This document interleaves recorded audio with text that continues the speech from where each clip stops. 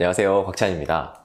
얼마 전에 JTBC 뉴스룸을 보는데 대웅제약이랑 메디톡스, 보톡스 전쟁 보도가 되더라고요. 그래서 몇 가지 썰을 좀 풀어볼까 합니다. 인구 1만 명당 보톡스를 가장 많이 시술받는 나라가 어딘지 아십니까? 그러면 세계에서 보톡스 생산 회사가 가장 많은 곳이 어딜까요? 답은 대한민국입니다. 우리나라 보톡스 시장은 약 1000억 규모라고 하고요. 정말 한국인들은 대단해요. 이 작은 나라에서 교육열 하며 특히나 예뻐지는 거에 대한 욕심도 남달라서. 하지만 이런 엄청난 소비력에도 불구하고 우리나라 보톡스 생산은 과잉이 맞는 것 같아요. 우리나라는 지금 시판되는 보톡스가 총 11가지나 됩니다. 한 나라에서 보툴리눔 톡신 제조회사가 11곳이나 되는 곳은 우리나라가 유일하답니다. 우리나라 회사를 빼고 세계에서 보툴리눔 톡신 제조회사는 4개뿐이에요. 이 보톡스라는 게 제조해서 정제하고 주사 용도로 쓸 수 있게 가공을 하는 거는 상당한 기술력과 생산 기반이 있어야 할 수 있는 거거든요. 이거는 그냥 약 만드는 게 아니고 균을 배양해서 정제해야 되는 거기 때문에 생각보다 균 이런 애들 또 막상 키우려고 하면 잘 안 커요. 기술력이 대단하다고 해야 될지 뭔가 아니면 다른 비밀이 있는 건지 아무튼 각설하고 1000억짜리 시장이라고 해도 생산자가 11명이나 되다 보니까 이게 국내에서만 보톡스 팔아가지고는 이미 레드오션인 거예요. 국내에서 아무리 많이 팔고 홍보를 많이 해도 결국 한계가 있는 거지.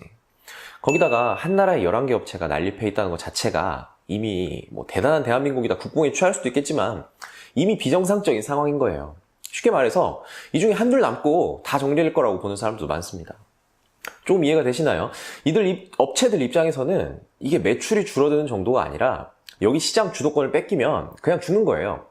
90년대 초반이야. 야후, 라이코스, 네이버, 프리첼, 다음 엄청 많았지만 지금 네이버랑 다음밖에 안 남았잖아요. 같은 이치입니다. 옛날에는 시장 개척자다 보니까 그냥 만들기만 해도 돈 쉽게 버는 거 문제가 없었는데 지금 경쟁자도 너무 많고 아무튼 그래서 요즘 나오고 있는 대웅제약, 메디톡스 얘기는 이런 개념에서 이해를 하셔야 됩니다. 말은 이렇게 했지만 대웅제약이 소송 져도 큰 데미지를 입는 정도지 죽지 않겠죠. 우르사만 팔아도. 국내 시장이 이렇게 레드오션이다 보니까 결국 핵심은 해외 진출이에요. 미국 시장만 해도 보톡스 규모가 2조 원이래요. 우리나라 20배. 지금 세계 시장의 80%는 알레르간 보톡스라는 제품이 다 점유하고 있거든요. 이건 독점이지. 알레르간 보톡스는 거의 독점 체제이기 때문에 고가 정책을 유지하고 있어서 거의 무주공산이에요. 만약에 거기 진출만 할 수 있다면 저가 정책과 마케팅만으로 보톡스가 가지고 있는 거 10%만 가져와도 국내 매출은 용돈벌이도 안 되겠죠. 뿐만 아니라 해외에서 보톡스는 주로 치료 목적이라는 게 더 커요. 무슨 말이냐면 국내 보톡스는 주로 미용 목적으로 하는 거라서 용량 자체가 작아요. 눈가나 미간 보톡스 해봐야 10유닛 정도밖에 안 되거든요. 근데 만약에 다한증 환자 치료 목적으로 겨드랑이 보톡스를 쓴다. 이러면 보통 200유닛, 300유닛 이를 쓴단 말입니다. 쓰는 단위 자체가 다른 거예요. 근데 해외 진출하려면 국내 식약처랑은 비교도 할 수 없게 높은 벽인 FDA 승인을 받아야 되죠. 당연하죠. 미국에서 팔려면 미국 식약처 허가를 받아야 되니까. 거기에 도전한 게 2016년도부터 나보타가 신청을 해서 2019년도 2월 달에 드디어 FDA 승인을 처음 받았다는 거예요. 보톡스 제품으로 FDA 승인 받은 게 이로써 세계 전체에 4개밖에 없습니다. 알레르간의 보톡스라는 제품, 입센의 디스포트, 그리고 멀츠의 제오민, 그리고 대웅의 나보타. 여기서 미리 용어 혼동을 위해서 하나만 말씀을 먼저 드리고 싶은데요. 알레르간에서 나온 보톡스라는 제품이 있어요. 우리 흔히 보톡스 맞으러 가자고 하면은 뭘 놔주는, 보톡스도 있지만 다른 제품들도 사실 많거든요. 보툴리눔 톡신을 우리가 맞으러 가는 건데 그 중에 보톡스라는 제품이 제일 유명한 겁니다. 쉽게 말해서 데일밴드 같은 거예요. 데일밴드라는 게 어떤 회사에서 하나 만들어낸 밴드 형태의 테이프인데 그게 너무 유명해지니까 다들 데일밴드를 찾지만 실제로 가면 다른 제품을 주기도 하죠. 그런 개념으로 이해하시면 되겠습니다. 물론 FDA 승인 받았다고 해서 미국 시장에서 나보타 점유율이 확 올라가고 이러진 않아요. 알레르간 회사의 보톡스는 무려 21개 부문에서 치료 적응증을 받았거든요. 그러니까 그거는 미간주름에 써도 되고 눈가주름에 써도 되고 턱주름에 써도 되고 근데 대웅 나보타는 미간주름에만 쓸 수가 있게 지금 허가가 떨어진 상태예요. 아직 치료 목적 승인을 받았다거나 이런 건 아니지만 그래도 보톡스에 대항할 수 있는 발판 정도는 마련했다. 이렇게 보시면 될 것 같아요. 근데 얼마 전에 이런 뉴스가 나왔죠. 저녁 9시 뉴스 공중파에 나올 정도면 상당히 일이 커진 거예요. 요약하면 대웅제약이 나보타 개발 과정에서 자기네 기술을 훔쳐서 만들었다. 이러니까 미국 국제무역위원회에서 대웅 나보타 균주를 메디톡스가 지정한 전문가들한테 제출하라고 명령을 했어요. 그래서 이게 지금 뉴스가 되고 있는 겁니다. 대웅은 서로 맞공개하라고 했다고 하는데 사실이 아닌 것 같습니다. 보툴리눔 톡신은 클로스트리디움 보툴리눔이라는 균주가 분비하는 독소 단백질이 원료가 되는데, 이게 균주의 단백질 염기 서열을 비교를 해보면 사람 지문처럼 똑같을 수가 없다고 하네요. 그래서 만약에 메디톡스 거 균주가 나보타 거 균주랑 완전히 똑같으면 둘 중 하나는 베낀 셈으로 이해가 되나 봐요. 대웅은 업계 비밀이니까 못 내놓겠다 하고, 내놓을 거면 비교해봐야 되니까 니네 것도 내놔서 같이 비교해보자, 이렇게 맞불을 놓은 상황인 것 같아요. 사실 메디톡스는 2016년도에 나보타가 나오자마자 자사 균주를 훔쳐서 만들었다고 주장을 하고 실제로 고소를 했어요. 근데 국내에서는 어떻게 됐는지 증거 불충분으로 무혐의 처리가 됐어요.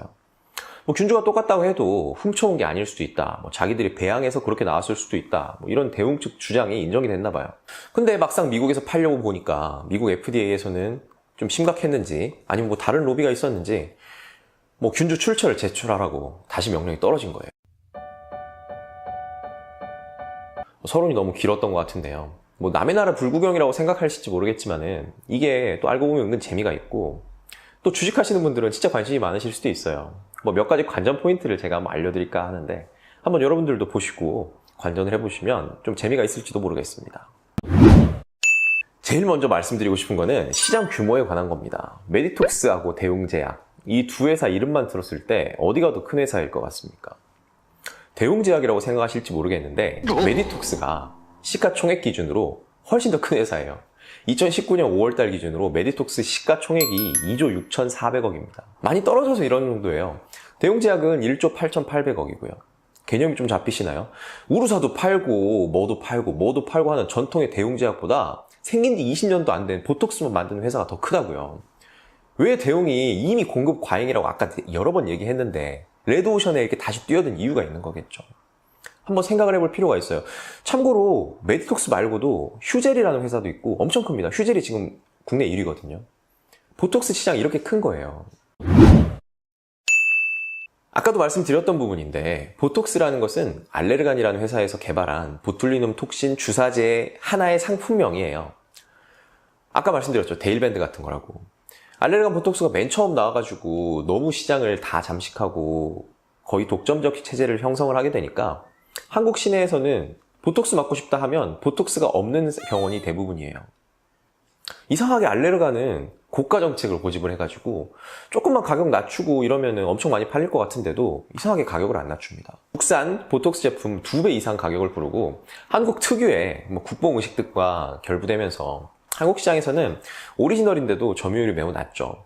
값싼 국산이 좀 많다 보니까 아무래도 좀 그렇게 된 것 같은데, 2016년도까지는 한 18% 정도였는데 지금은 아마 10% 미만일 거예요. 이렇게 됐는데도 알레르간은 가격을 안 낮춰요.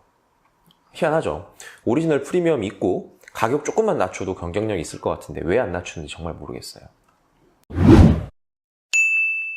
이거는 기사로도 많이 나온 건데요. 2013년에 메디톡스는 알레르간한테 액상 보톡스인 이노톡스의 판권과 기술 이전 대가로 3억 6천만 달러, 우리 돈 4천억 정도를 받았다고 해요. 그래서 이제 한국산 보톡스가 미국 진출하는 거 아니냐, 그때 말이 많았어요. 그러면서 그때 주식도 약간 올랐거든요. 근데 실상은 지금도 FDA 승인이 안 났어요. 메디톡스 제품은. 몇 년째입니까? 지금 거의 5년 다 돼가네요. 근데 이게 알레르간이 일부러 승인을 안 받는다는 얘기가 있어요. 메디톡스가 미국 진출해서 자기네 보톡스 매출이 떨어질까봐. 당연하죠. 자기들이 지금 80% 이상 거의 독점해서 비싸게 팔고 있는데 값싼 메디톡스가 와가지고 싸게 내려버리면 자기들이 가격 방어가 안 될 거 아닙니까?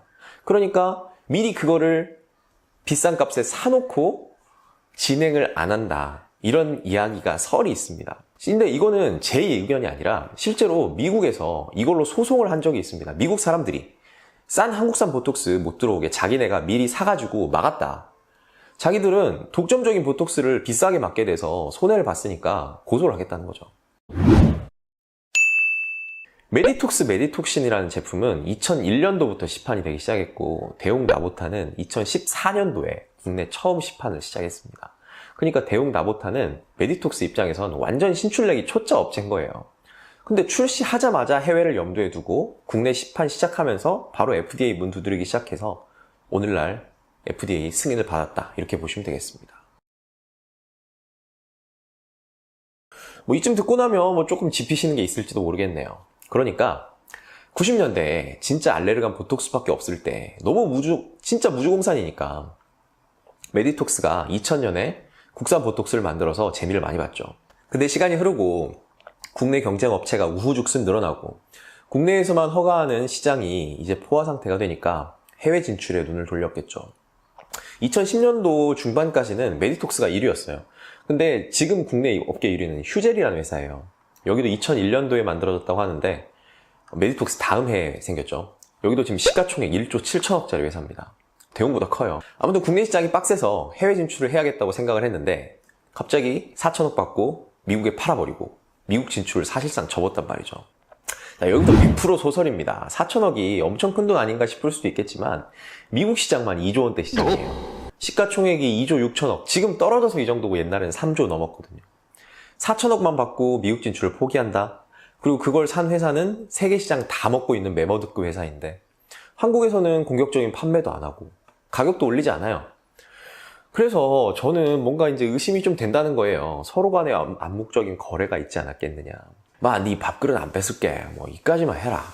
하고 적당히 상황 봐가지고 미국 진출하게 해줄게. 이러지 않았을까. 실제로 메디톡스는 액상 보톡스, 이노톡스 3상을 지금 엘러간을 통해서 미국, 캐나다에서 진행을 하고 있지만 거의 5년이 돼가도록 아무튼 승인은 안 나고 있는 상태예요. 근데 웬걸? 갑자기 3년 전에 뜬금없이 대웅제약이 뛰어들더니 FDA 승인을 받아버렸네. 이러니까 알레르간 입장에서는 당연히 견제가 들어갈 거란 말이죠. 사실 우리나라 후발 업체들의 숙명이랄까요. 선두 개발사들 물건을 좀 따라할 수밖에 없는 거는 사실이라고 생각을 합니다. 실제로 중국에서 화웨이나 샤오미 같은 경우에도 애플 많이 따라 하잖아요. 이번에 실제로 균주를 오픈해라 이런 것도 우리나라 제조사들이 약점이 약간 있기 때문입니다. 해외 보톡스사 4곳은 이반 홀이라는 박사가 만드는 균주를 활용한다고 분명하게 출처를 기입을 했어요. 출처에 대해서 태클을 걸 게 없는 거죠. 근데 우리나라는 출처가 불분명한 데가 많고 우리나라 특유의 관련 처벌 법조항도 없어가지고 완전 난립이에요. 휴젤이라는 회사에서는 2002년도에 콩 통조림에서 균주를 발견했다고 하고 대웅제약은 공장 주변에 있는 축사 근처의 토양에서 균주를 발견했다고 신고를 했어요. 메디톡스의 균주는 미국 위스콘신 대학 연구팀이 채취한 균주라고 설명을 해놨는데 그나마 나머지 업체들은 출처 불분명한 데도 많아요. 보툴리눔 톡신균이 원래 통조림이나 땅에서 축사 같은 데서 잘 자라는 건 사실이지만 뭔가 좀 미심쩍은 구석이 있죠. 그러니까 애초에 4천원 받고 떨어지라고 할 때 알레르간 이걸 몰랐을 리가 없는데 덮고 갔지 않았느냐 이런 생각도 드는 거예요. 미국에 소송이 붙어가지고 만약에 균주 까라고 그러니까 대웅이 너네도 까라 이렇게 주장을 하는 게 이런 맥락인 겁니다. 대웅도 사실 메디톡스의 약점이 어디인지를 알고 있기 때문이죠. 니는 얼마나 깨끗하길래 그러느냐 이런 논리 같은데 지금 미국 행정법원에서는 대웅 니네만 까라 이렇게 판결이 나온 상태예요. 별로 재미도 없는데 이런 거 알아서 뭐하냐 싶지만은 이게 실제로 돈과 연관이 있기 때문에 오히려 주식하시는 일반인들이 더 잘 알아요. FDA 승인이 떨어지던 금년 2월 달에 대웅제약 주가는 급등합니다. 반면에 소송전이 진행되면서 점차 떨어지죠. 이건 메디톡스도 마찬가지예요. 둘 중에 어떤 게 이길지 모르니까 함부로 투자하기가 어려운 거죠. 만약에 대웅이 싹 쓸어 먹으면 메디톡스는 상대적으로 쭈그러들어서 완전히 떨어져 버릴 거예요. 국내에서야 무혐의 났다고 하지만은 미국에서 알레르간이 밥그릇을 지키겠다고 나선 이상 대웅이 버티기는 쉽지 않을 것 같아요. 제 생각에는 대웅이 미국 소송 쉽지 않다고 봅니다. 그럼 대웅 주식 떨어질 테고 메디톡스 주식은 오르지 않을까. 지금 메디톡스 떨어졌을 때 지금이 매수 타이밍이다.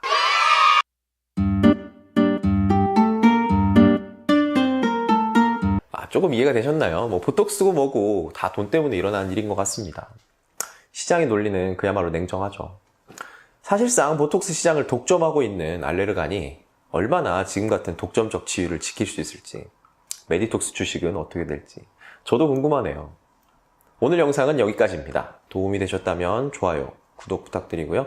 다음에 더 좋은 영상으로 인사드리겠습니다. 감사합니다.